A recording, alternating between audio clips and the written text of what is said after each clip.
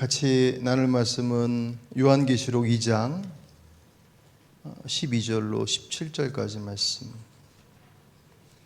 요한계시록 2장 1절부터 12절부터 17절까지 말씀. 천천히 함께 한 목소리로 같이 봉독하시겠습니다.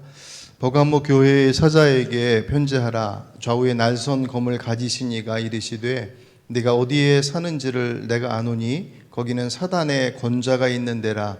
내가 내 이름을 굳게 잡아서 내 충성된 증인 안디바가 너희 가운데 곧 사단이 사는 곳에서 죽임 당할 때에도 나를 믿는 믿음을 저버리지 아니하였도다. 그러나 내게 두어 가지 책망할 것이 있나니 거기 내게 발람의 교훈을 지키는 자들이 있도다. 발람이 발락을 가르쳐 이스라엘 자손 앞에 걸림돌을 놓아 우상의 제물을 먹게 하였고 또 행음하게 하였느니라. 이와 같이 내게도 니골라 당의 교훈을 지키는 자들이 있도다. 그러므로 회개하라. 그리하지 아니하면 내가 네게 속히 가서 내 입에 검으로 그들과 싸우리라. 귀 있는 자는 성령이 교회들에게 하시는 말씀을 들을지어다. 이기는 그에게는 내가 감추었던 만나를 주고 또 흰 돌을 줄 터인데 그 돌 위에 새 이름을 기록한 것이 있나니 받는 자밖에는 그 이름을 알 사람이 없느니라. 아멘.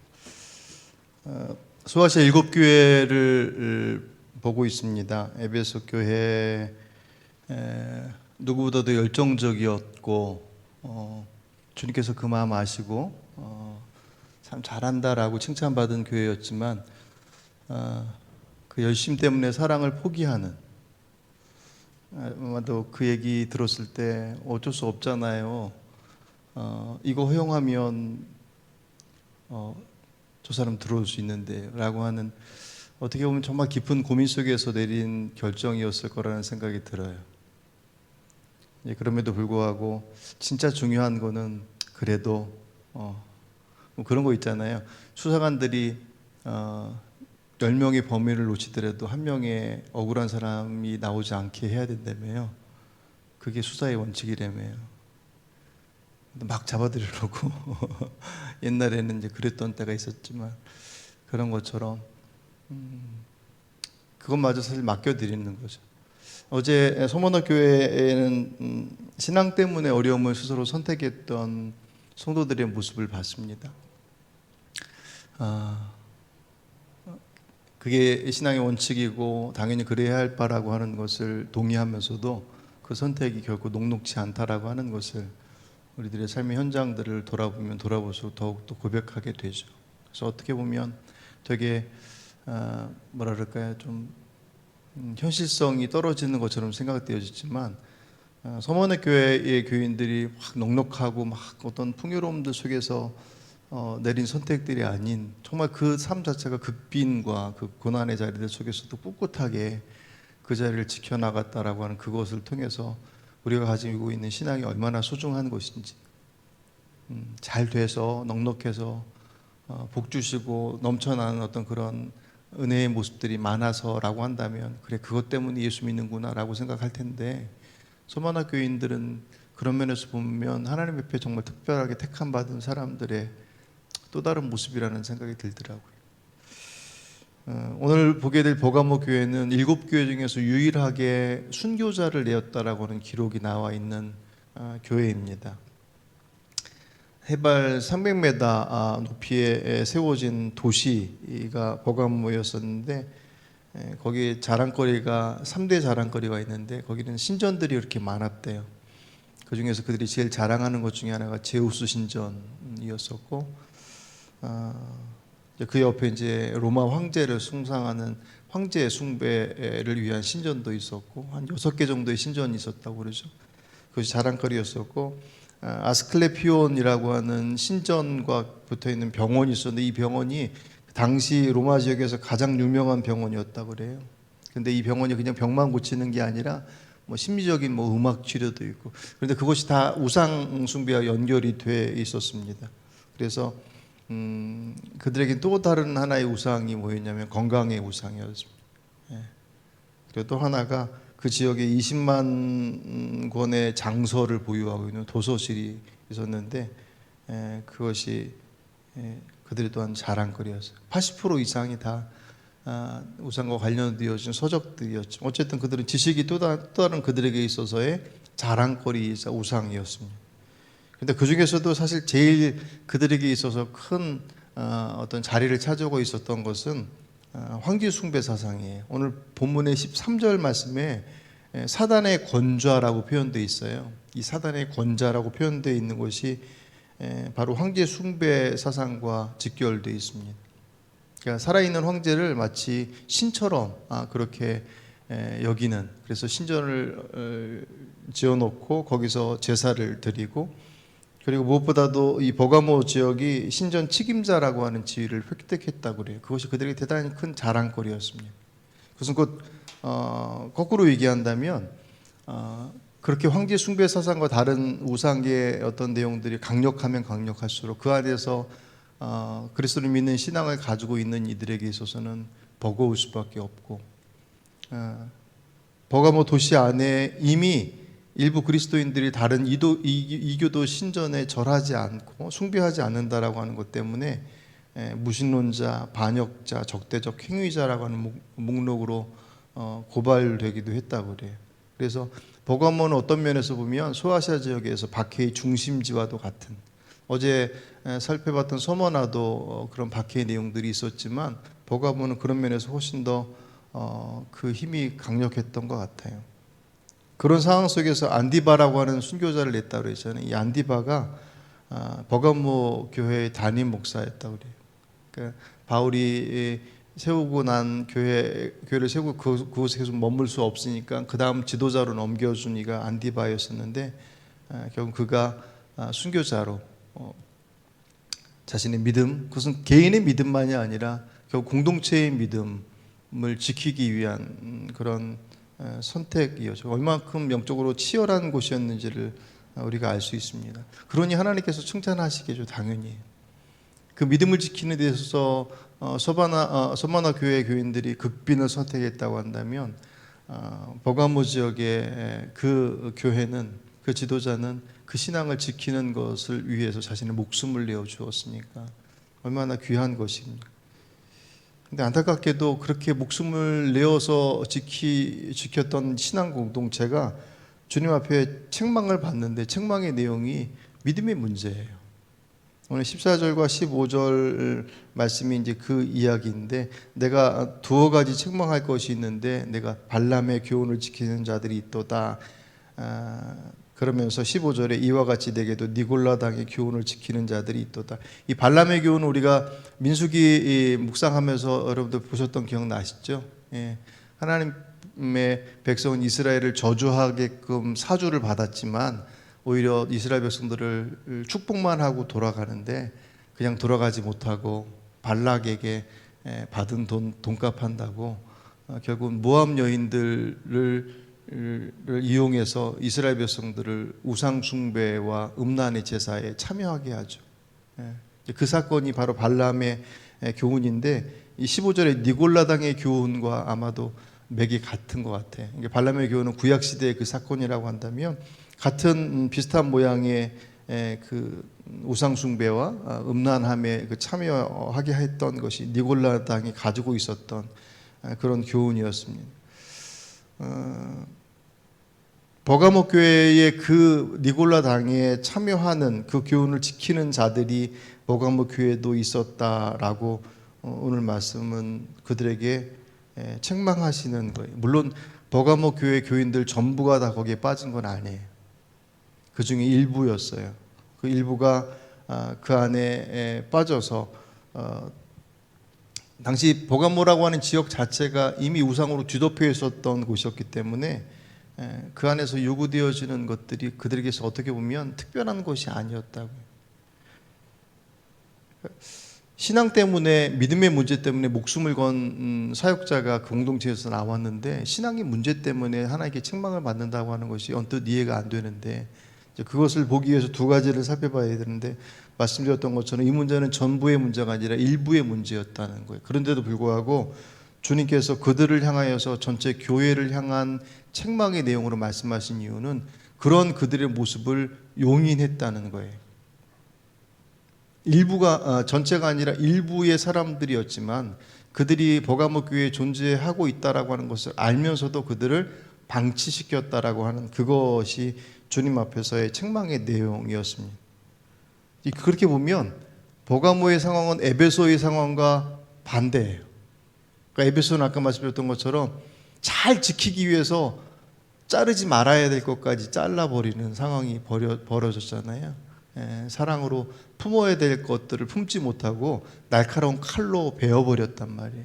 그런데 버가모는 그 반대로 순교자를 내기까지 결연한 신앙을 가지고 있었음에도 불구하고 니골라당이 그 미혹에 넘어간 그들의 모습을 단호하게 대처하지 못하고 그들을 이렇게 방치시켰어요. 어떻게 보면 그들의 그 방치의 한 부분도 에베소 교인들은 날카롭게 그 범위를 축소시켜서 잘라낸 것 때문에 문제가 됐다면 버가모 교회는 오히려 그것을 너무 확장시켜서 책망하고 그분에서 분명하게 그들의 태도와 그들의 선택을 이렇게 신앙 안에서 구별해내야 될 요구들을 하지 못한 것 때문에 어떻게 보면 버가모 교인들에게도 이 얘기를 들었을 때 하나님 그거 그래도 여기라도 있으니까 그래도 예수 믿는 거지 그거 책망해서 나가버리면 어떡해요. 아마 그런 뉘앙스이지 않을까 생각이 돼요. 그러니까 에베소와 버가모의 상황은 어떻게 보면 좀 상황적으로 정반대의 선택을 한 모습들을 통해서 나타난 문제들이었습니다. 그렇게 보면 어쩌라는 거예요. 에베소 교회처럼 좁게 하라고 하지도 않고 하면 안 된다고 그러고 버가모처럼 넓혀서도 안 된다고 하고 그게 사실 우리가 공동체를 건강하게 만들어가는 데 있어서 가지고 있어야 될 제일 중요한 숙제 중에 하나입니다. 그러니까 규제를 많이 하고 거기에 대한 아주 세밀한 어떤 그런 그 뭐라 그럴까요? 이거 너무 절대 안 돼? 라고 하는 수많은 규제들을 통해서 뭔가를 장치를 만들어 놓는다면 그냥 그 장치 안에서 해결해 버리면 돼요. 넌 이건 못했으니까 안 돼. 이거 했으니까 됐어. 마치 점수를 이렇게 매겨놓고 70점 이상은 합격, 70점 이하는 불합격. 그래서 너희는 우리의 공동체에 들어올 수 없어. 라고 그렇게 간편하게 잘라낼 수 없다라는 거예요. 그렇다고 해서 무한으로 열어놓고서 모든 이들이 들어와서 공동체가 뒤범벅이 되게끔 할 수 있느냐? 절대로 그럴 수 없다. 이 두 가지의 긴장을 교회 공동체가 가지고 있어야 된다는 것입니다. 이게 그 당시의 분위기에 따라서 누구는 용인하고 누구는 받아들이지 않고 그렇게 할 수 있는 위험성들이 있잖아요. 정말 공동체가 기준 안에서 말씀의 기준 안에서 분명하게 잘 서서 함께 어우러지지 않으면 사실 그것을 유지한다는 것은 결코 쉽지 않아요. 에베소와 같은 선택을 할 수도 있고 오늘 버가모와 같은 선택을 할 수 있는 것이 그들이 특별하게 신앙적으로 무리가 있어서의 문제라고 보지 않아요.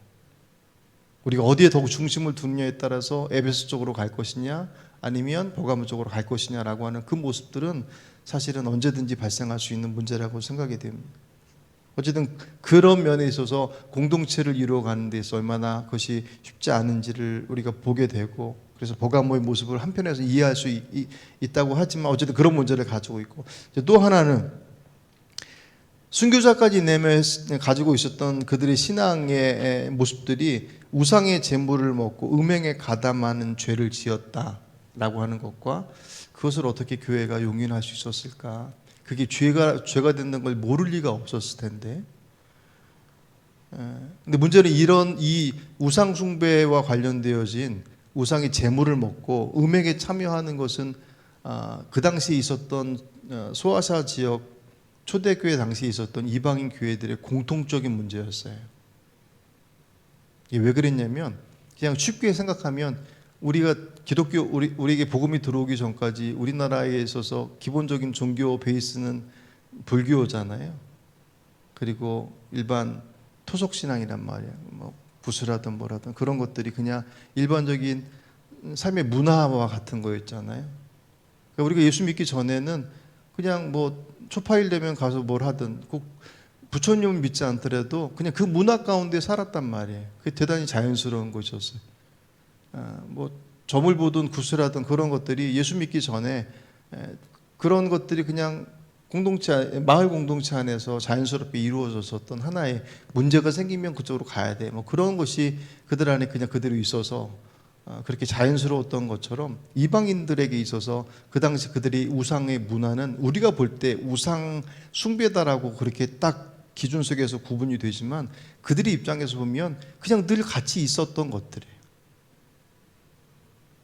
그러니까 그 미혹 앞에 그들이 그렇게 쉽게 자꾸 넘어가는 거고, 그들이 그런 모습을 가진 것에 대해서 교회가 딱 잘라내는 것에 대해서 대단히 단호하지 못한 부분들이 그들 안에 있었더라는 거예요. 그러니까 지금 우리 시대야 제사 음식 먹느냐 마느냐, 지금은 그럴 기회도 별로 없잖아요. 뭐 붓땅에서 붓하고 난 음식 먹어도 되냐 마느냐, 뭐 그런 얘기들이 지금은 그런 기회도 별로 없으니까는 그런 질문도 없지만 예전에는 그런 질문들이 종종 있었거든요. 제사 드리고 난 음식 먹어도 돼요? 안 돼요? 어때요?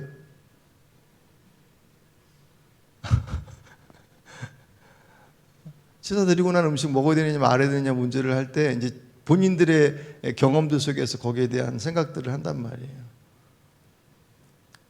붓하고 난 음식은 좀 더 다를 것처럼 생각되지만 사실은 같은 의미예요.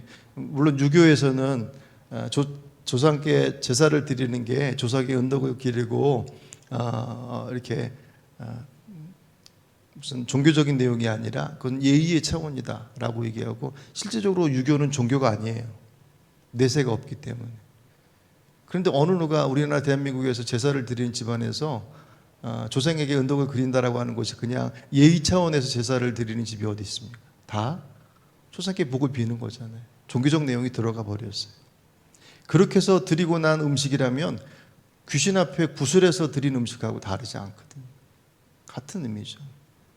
똑같이 말하면 기분 나빠하실 수 있지만 안으로 들어가서 내적인 것들을 본다면 똑같은 의미입니다.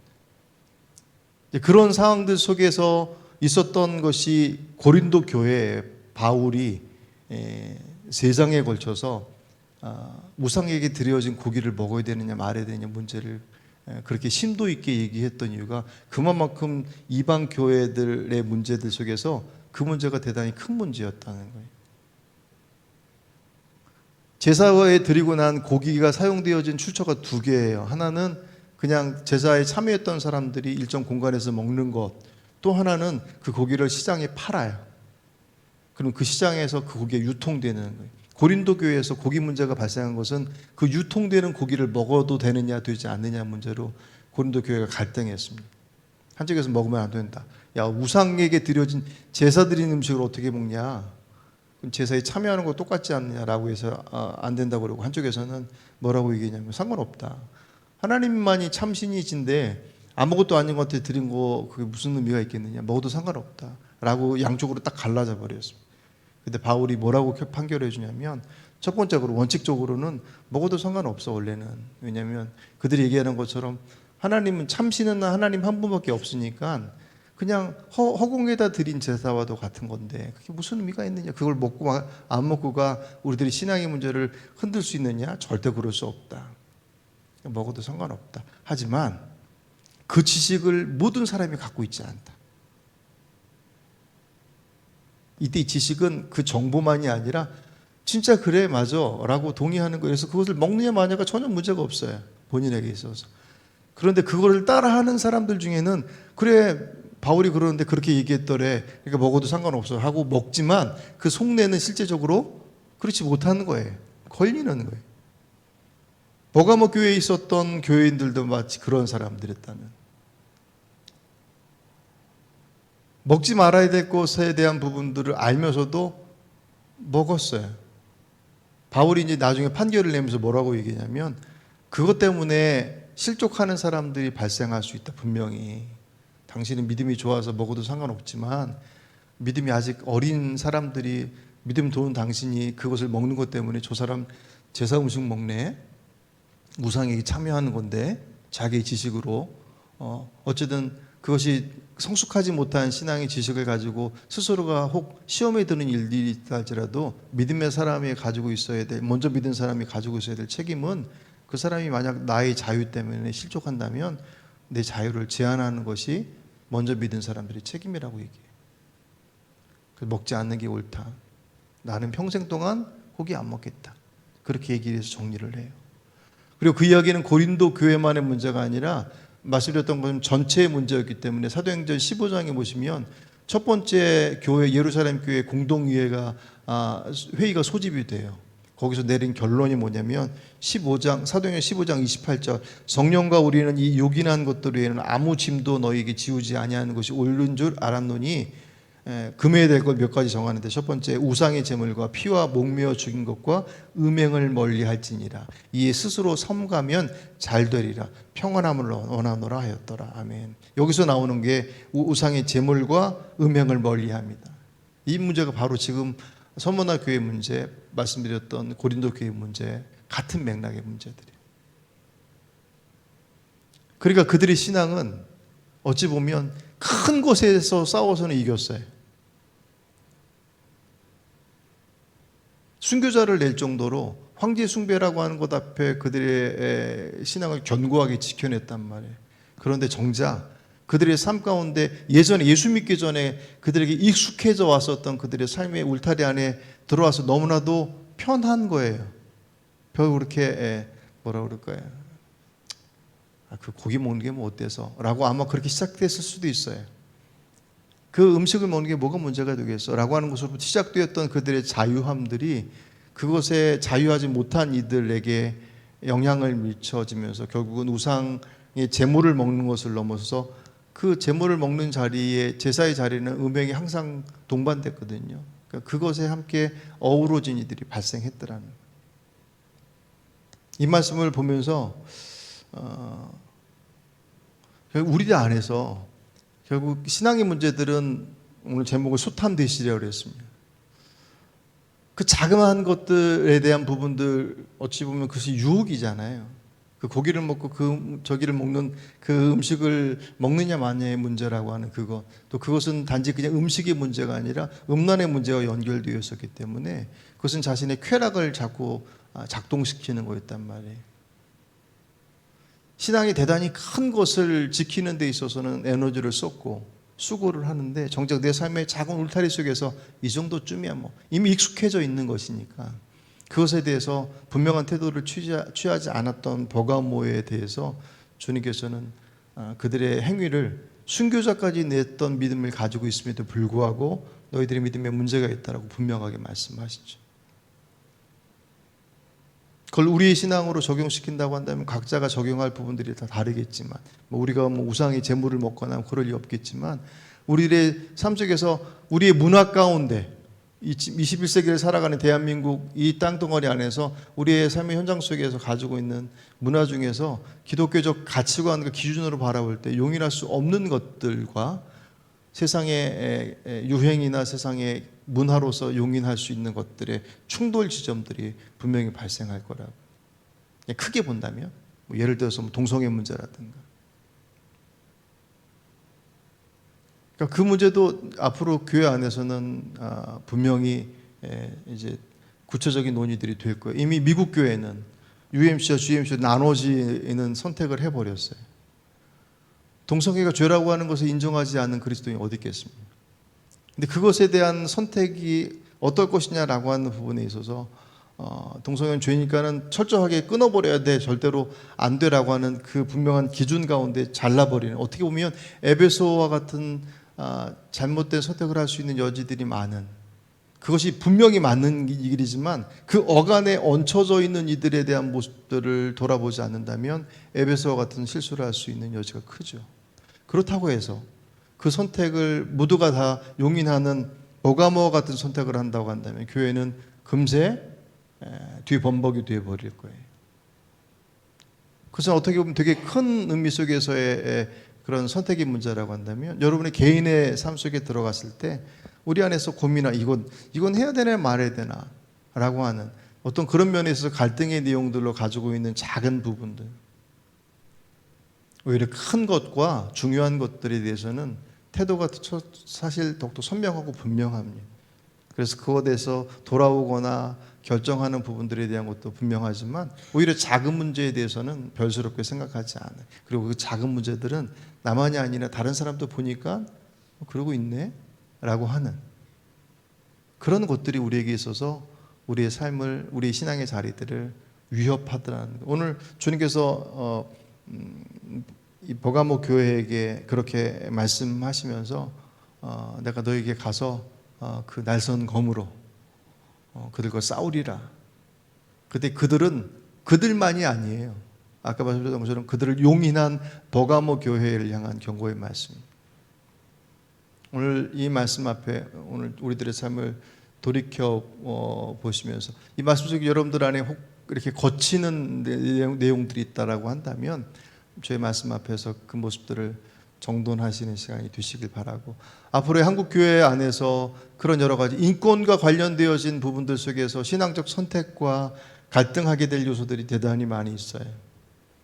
그 속에서 우리가 어떤 선택을 할 것이냐라고 하는 것은 오늘 사실 에베소 교회와 버가모 교회가 우리에게서 어떤 태도를 취해야 될지에 대한 것을 가장 잘 보여주는, 어떻게 보면 이제 좌와 우의 가이드와 같다는 생각이 들어요.